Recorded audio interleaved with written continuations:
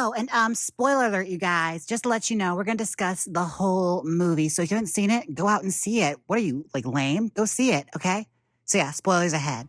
Beetlejuice, Beetlejuice, Beetlejuice. Oh my God. It is a long time coming, but we finally have the long-awaited sequel to Beetlejuice. 30 years in the making. And honey, I have to say, this movie was weird, but a good weird. I have to say, as far as Tim Burton fare goes, it's not one of those slugs to get through. This is Michael Keaton. This is Winona Ryder. This is Catherine O'Hara and others. I think those are the only returning cast, honestly, because everyone else is quite dead.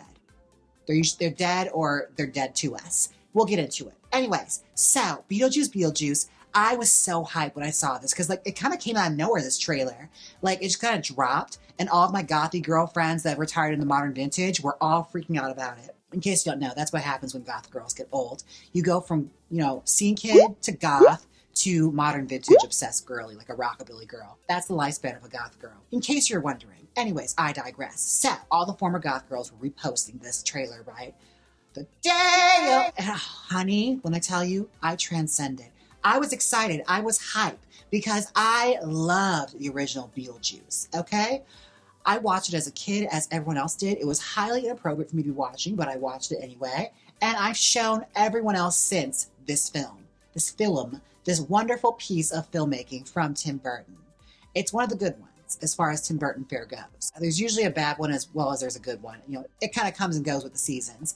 This is one of the good ones. Let's talk about it. Now, apparently this was many years in the making because I'm guessing the original writer of this passed on and they shuffled off this mortal coil, and the ideas they've had were shuffled around with many different writers and many different plots. One of which I think was like Beetlejuice coming back to I think it was like Beetlejuice in the West or something really absurd and dumb, which I would have been here for. But we return years later. Lydia Deetz is now a renowned psychic. She's totally giving you Zach Bagans tea, only with better hair and a much better set. And she's actually the real thing, okay? She's the real deal. And she's there changing people's lives on a talk show. And she's having these weird premonitions where she's seeing Beetlejuice again.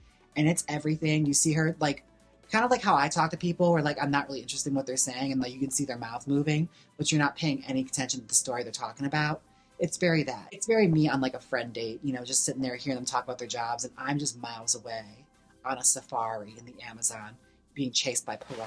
Okay, I am elsewhere. I have checked out. Okay, I'm in my own planet. So this is what's happening with Lydia, and everyone's picking up on it, and she freaks out, right? Because she sees Beetlejuice. So she asks for a break and goes to the bathroom, and she's already seeing shit, okay? She has been living with this power for years, and she is kind of stunted. She's permanently goth, which I think we all were hoping for. She never grew out of it, okay? It's not a phase, Mom. She's going to be goth until she dies. Speaking of it's not a phase, Mom, Delia Deetz is still alive and kicking, and she is fabulous. Apparently, Catherine O'Hara is the evil Krusty doll from The Simpsons. She is stuck on Myra Rose. There's no other character anymore. This is the only character study she has at this point. No one's going to flip that switch back. It kind of sort of feels like Delia Deetz, but not really. It feels like Myra Rose cosplaying as Delia Deetz. They casted her to play it, and Catherine O'Hara's just going through the motions. The woo. Very that. It's very Mr. Zoidberg, the way she acts. Have you ever noticed that? She acts like Mr. Zoidberg. Anyways, so Delia Deetz is, a huge hit in Paris, where, she's basically the most artist that's ever artisted, okay? She's got everything. And people are living for her art, and she is just firing people left and right. She's fabulous. We love her. She's got long hair, and it's not styled, which bothered me a lot. The aesthetics of Delia could have been a lot better. Where were the tight suits? Where were the updos? Where were the finger waves? Where were the swirly bits on her face? Okay? I want everything. How has her style evolved into just being bargain bid Eddie Monsoon? Did not like it.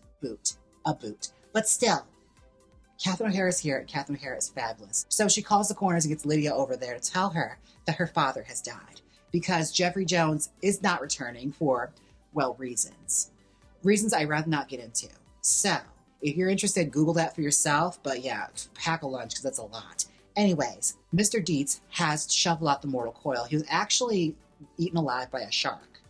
Yeah, so They are going back to have a funeral. And also Lydia has like this one talent agent played by Justin Theroux, who is hot.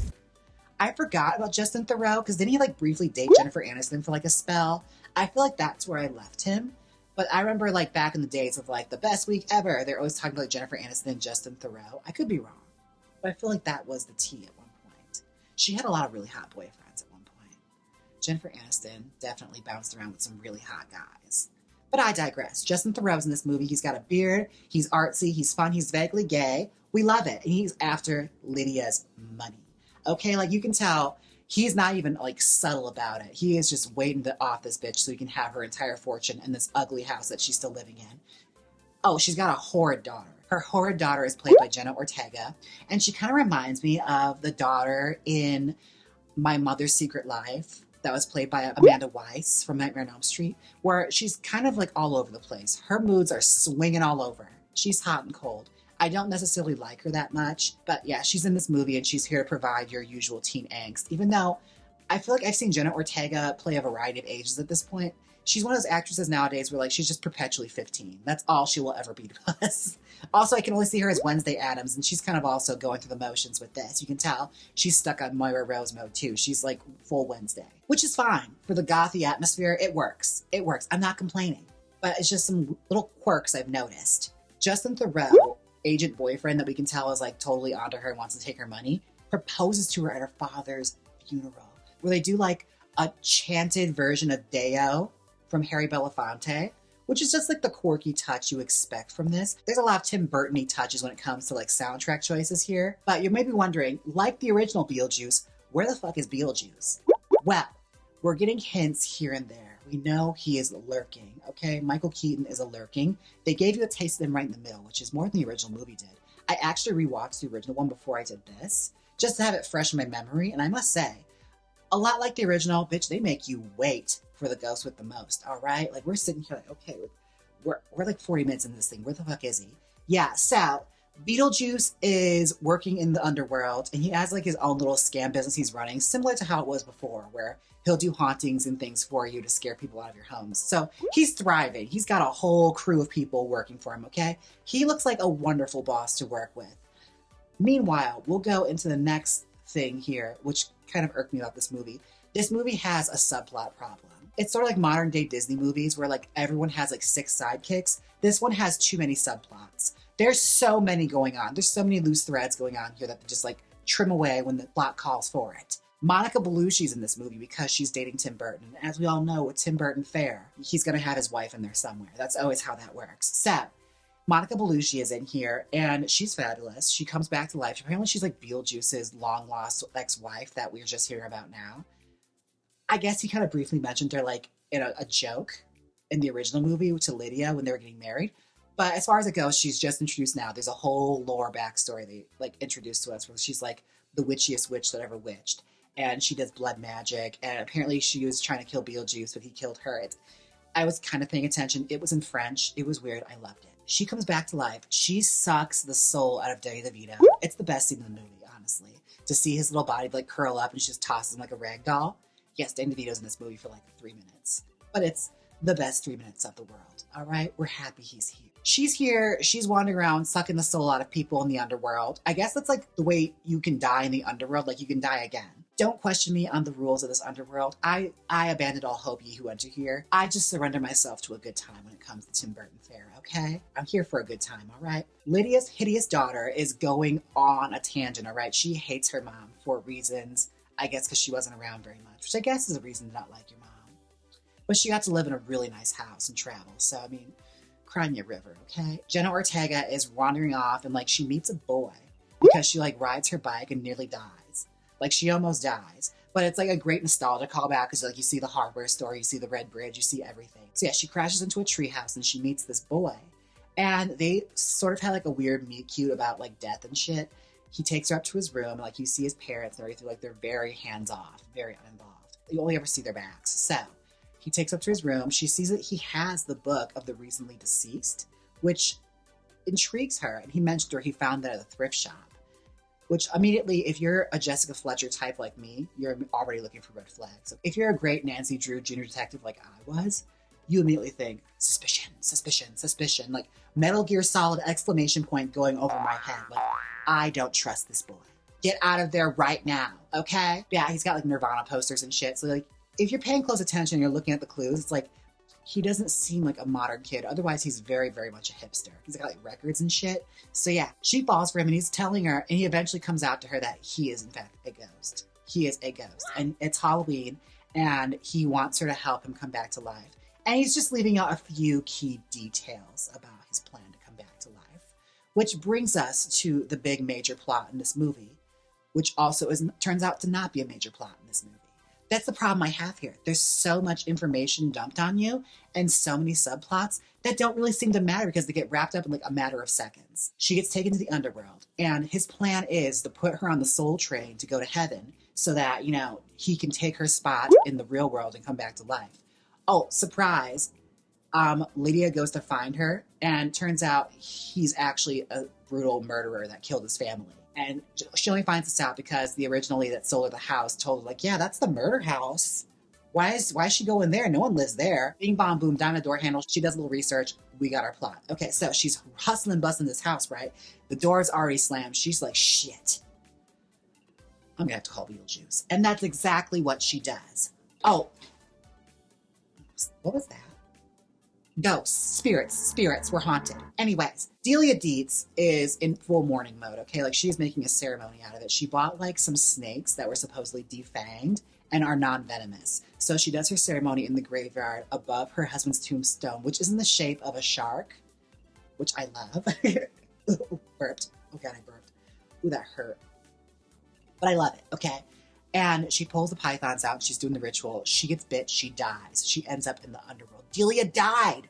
They killed off Delia Deetz. Oh, my God. I mean, I kind of wish she was dressed better for it, honestly. If you're going to bite the dust, I kind of wish she looked as fabulous as she possibly could. But they really dropped the ball when it came to her looks here, okay? Who's in the wardrobe department here? Who was calling the shots? Why was there not one updo or like crazy ass costume put on her? Put her in some Mugler or something. She's supposed to be like the hottest artist that's ever artisted, okay? Why is she wandering around in the comfort zone?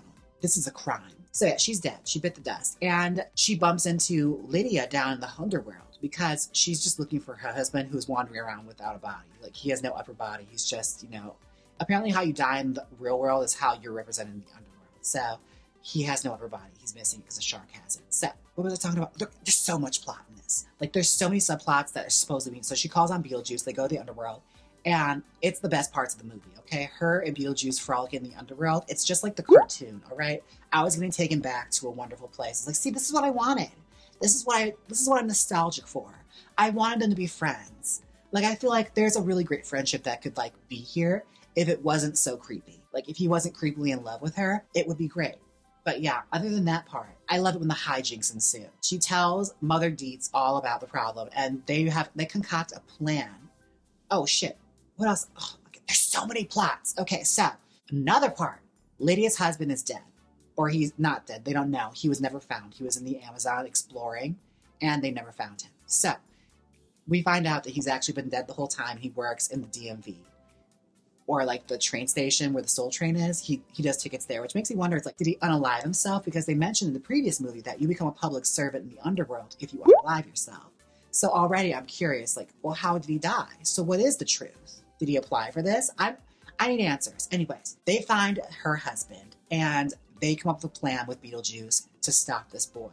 And when I tell you, the stakes were high for exactly 4 seconds. She's getting put on the Soul Train. Lydia pulls her off, and the boy goes with her passport to turn it in so he can become human again. Beetlejuice is working on the other side, opens a trapdoor. He's sent to hell. Whole subplot's done. I guess that was like the reason for him to marry Lydia. Like, she promised she'd marry him if he did this for her. And suddenly we're at a church. Everyone is there. They start singing MacArthur Park by Donna Summer. And it is honestly the dumbest and most amazing 5 minutes I've ever sat through in cinematic history. I don't know why they call upon them to lip sync MacArthur Park in the most grandiose fashion with a cake that actually melted. But I'm glad we got it. Someone just saw Beetlejuice, I see. MacArthur's Park is melting in the dark.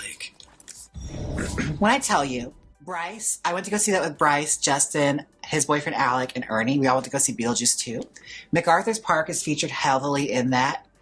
And Bryce afterwards was asking, like, is that a real song? I'm like, yeah, it's Donna Summer. Like, it's a really popular song. Like, it's like a #1 hit. He's like, why is she upset about the cake? And why is she upset she'll never find that recipe again? And when I tell you, I don't know what came over me, but I started lying. I was like, oh, Bryce, you don't understand. Like, it's a really intense song about heartbreak. It's all metaphors, you know? It's about, you know, love lost. She'll never find a love like that again. Yeah, she'll never find a love like that again. Even though MacArthur's Park, when you, like, actually do study on it, the guy that wrote it didn't know what the fuck he was writing. Your art pop can truly mean anything. But boy, if I tell you, I didn't sound like I knew what the fuck I was talking about. You would have swore I wrote it. Also, there are practical effects, which I really appreciate because those are a rarity these days. Tim Burton really brought it with the practical effects. So yeah, lo and behold, like, something was overlooked when it came to the documents and the paperwork and everything. So bing, bang, boom, they trick Beetlejuice. He gets sent back to hell and the day is saved. Delia's still dead, but what can you do? They go and live their best life. Oh, and the evil boyfriend gets eaten by a sand snake, and also Monica Bellucci does too. Like I said, literally every single problem was solved within the span of 5 seconds, which is kind of like the original Beetlejuice now I'm thinking about it. When you really think back about it, I'm thinking, like, was it faithful to the original? And watching it back, all I can say is yeah, because it was meandering and I was just here for a good time. And that's exactly what I got. All right. Like, I had to say, it was great to, like, visit these characters again. It's like, oh, hello, old friend. That's literally how I was the whole time watching this. So honestly, I think you'll enjoy yourself. Just abandon all expectations. Don't go in with great expectations. When you really think about it, the original Beetlejuice didn't have much going on either. All right. So don't think too much about it. Just surrender your brain cells and sit there and enjoy the practical effects and the wonderful sets that they built. Because there's very little CGI in this, which I also loved. Just enjoy it, okay? That's all I can say. Just let it go. It's Tim Burton. Stop taking it so seriously. It's not David Lynch. Calm down. I'd say Beetlejuice was dumb, and I enjoyed it. And I think you will too, honestly. Give it a shot. Give it a go. Watch the original first. Get that context beforehand. Because if you're walking into this, they don't really explain a whole lot. They kind of expect you to know. So, yeah, just bear that in mind when you go see it. Or if you've already seen it, what did you think? Because I want to know. Because I actually really enjoyed it. I know it sounds like I'm complaining. That's just because that's my nature, all right? That's just how I am. The scorpion doesn't know why it stings. It just does, all right? So, I hope you guys enjoyed this little movie recap review, whatever. This has been fun for me and honestly, very, very enjoyable. And if you missed it, be sure and check out my last movie recap of The Uglies. Starring Joey King. What other movies do you want me to talk about? You want me to, like, do some throwbacks? I was thinking about it. I was thinking of revisiting The Kissing Booth, the Joey King Megaverse, the multiverse of Joey King. We should do it, honestly. Don't forget to like, comment, and subscribe. And until next time, see you in the live streams. Oh, Stream Hot Topic available on iTunes right now. Do it! Do it now!